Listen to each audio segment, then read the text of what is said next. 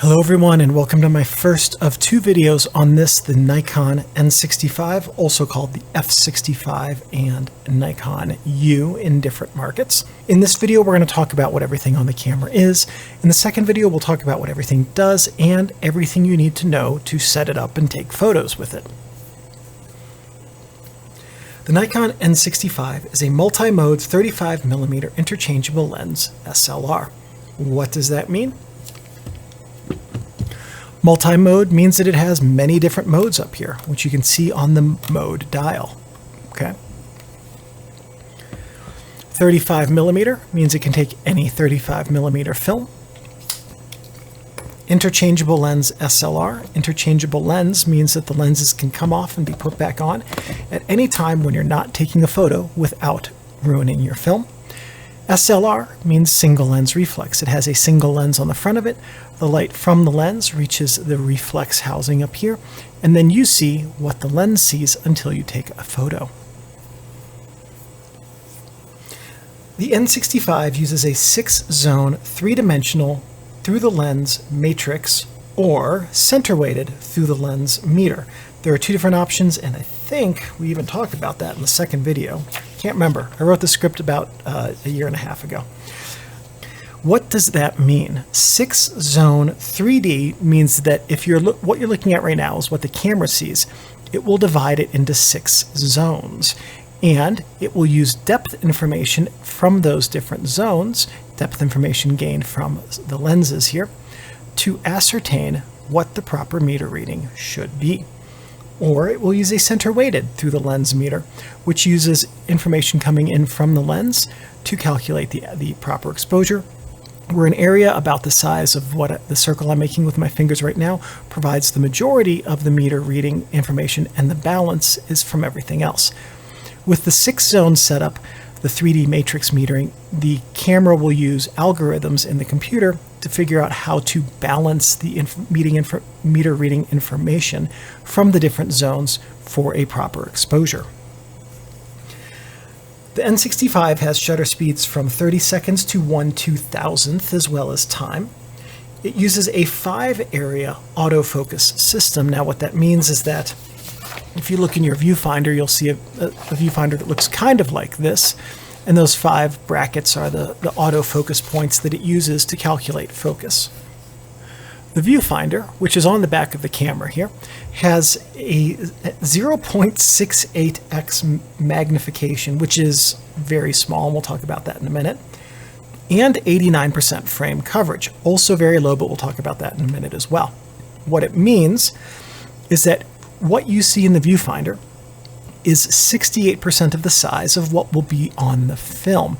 Now, what that tells us about this camera is that it's meant for autofocus use. A viewfinder that is that small is going to make manual focus, especially precise manual focus, very hard, so this camera is really intended for autofocus lenses, to the point that I'm not really even going to talk about how to use manual focus with this camera because it's not meant to have manual focus used. 89% frame coverage, what that means is, let's assume that what you're seeing right now is what's going to be on your film. About 5.5% of the frame on each side, and then the top and the bottom, will be on your film, but not in the viewfinder. The outer 11%-ish of balanced in some way along the four borders will be in your final photo, but you won't see it before you take the photo. Now, the benefit to that is that you can crop a little bit in post. If you're a little bit misaligned, you can, and let's say you're taking this photo and the corner of your camera is out of frame. Well, in your photo, it might look more like that. So you can crop it and get your camera aligned.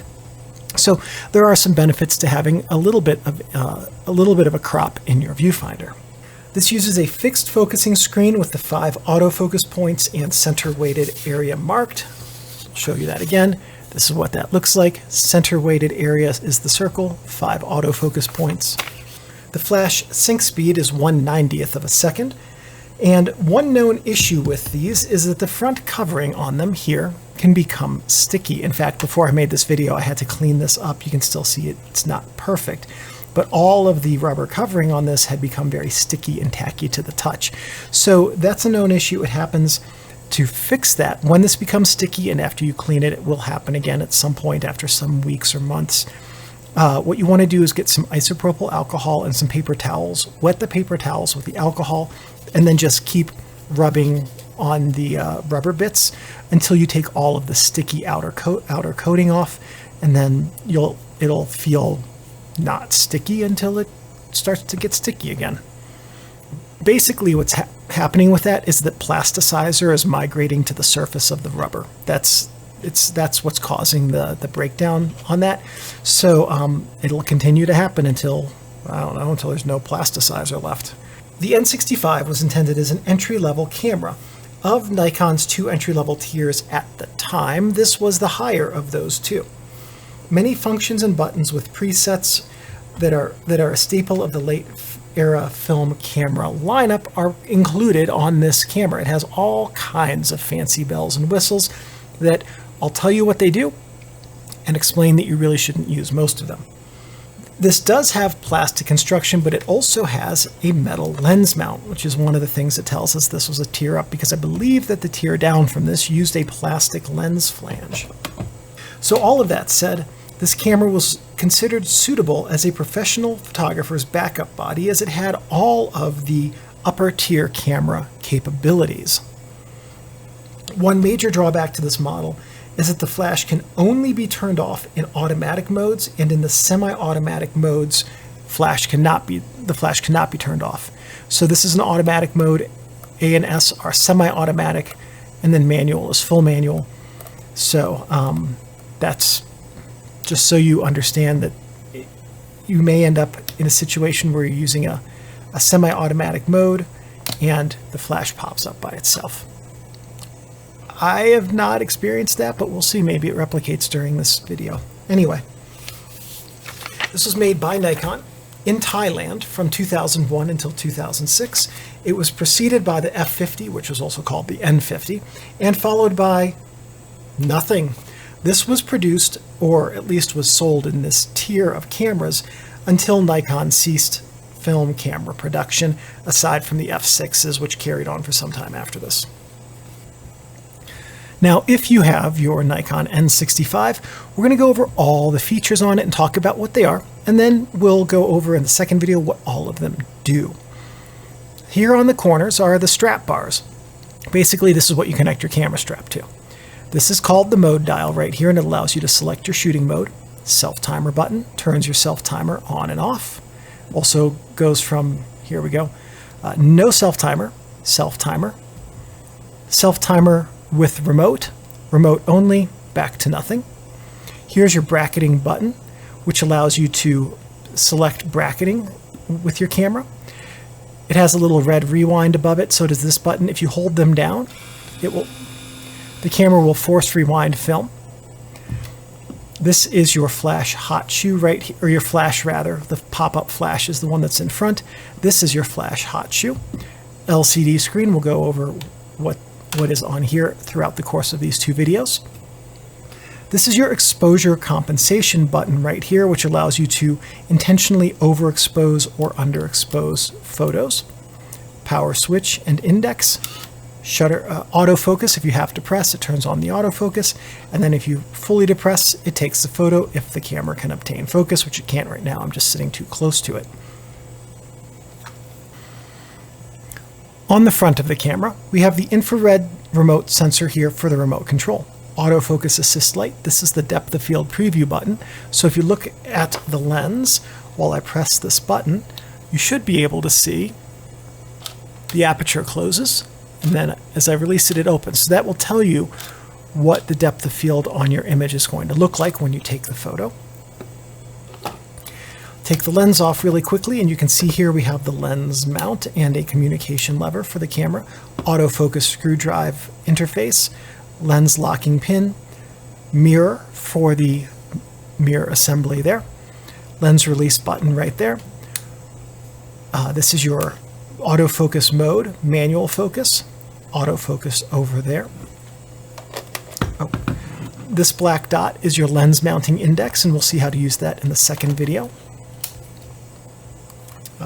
This is your viewfinder focus area illumination cancel button, which will turn off the illumination of your autofocus area in your viewfinder.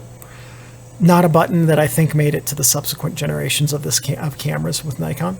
So make of that what you will, or you can make of it what I do, which is that that's not a very useful button. Flash pop-up button right there that releases the flash. On this side we have the film back release, which if you slide it down will allow you to open up the back of the camera. On this side we have the hinge.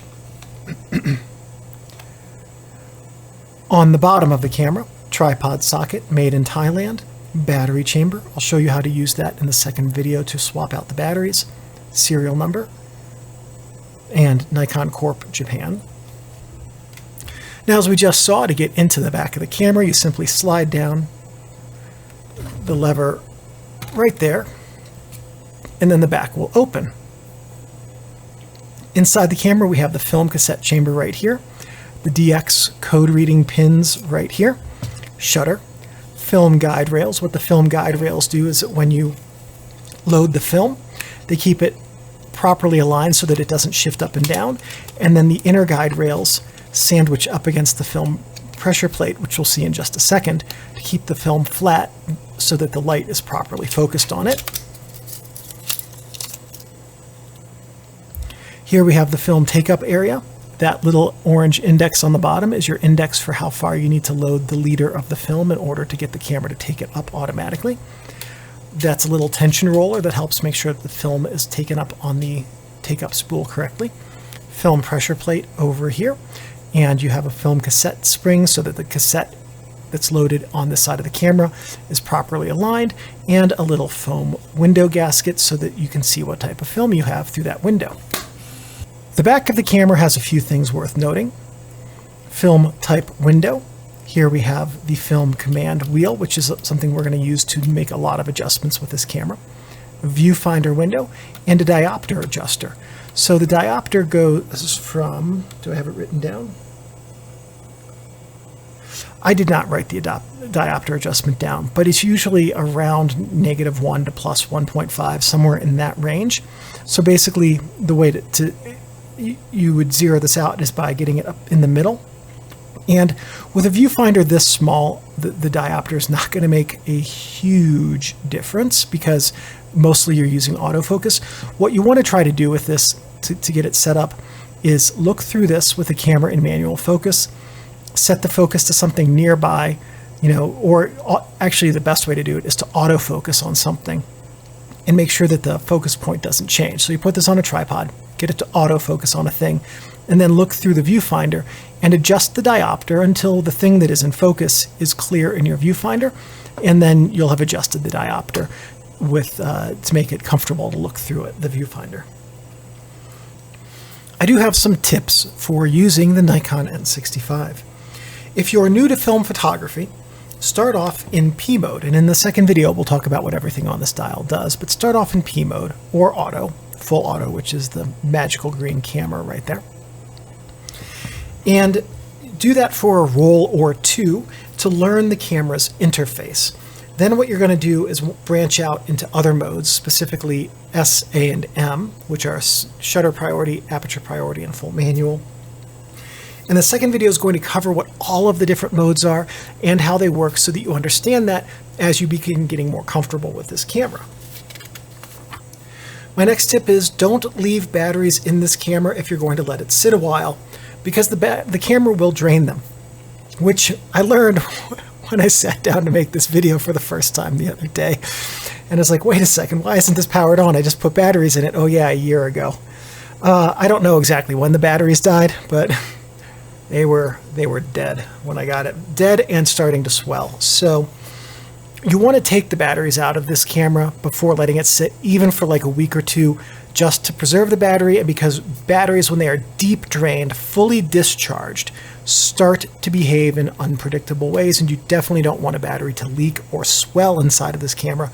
A swollen battery is a very bad situation in a camera like this. Some things not to do with this camera. Don't touch the shutter that's inside of it. Don't touch the mirror. Okay, if you touch the shutter, your finger oils can get sticky and get gummy on there, or you can literally push the leaves off of their tracks and mess up your shutter and completely brick it.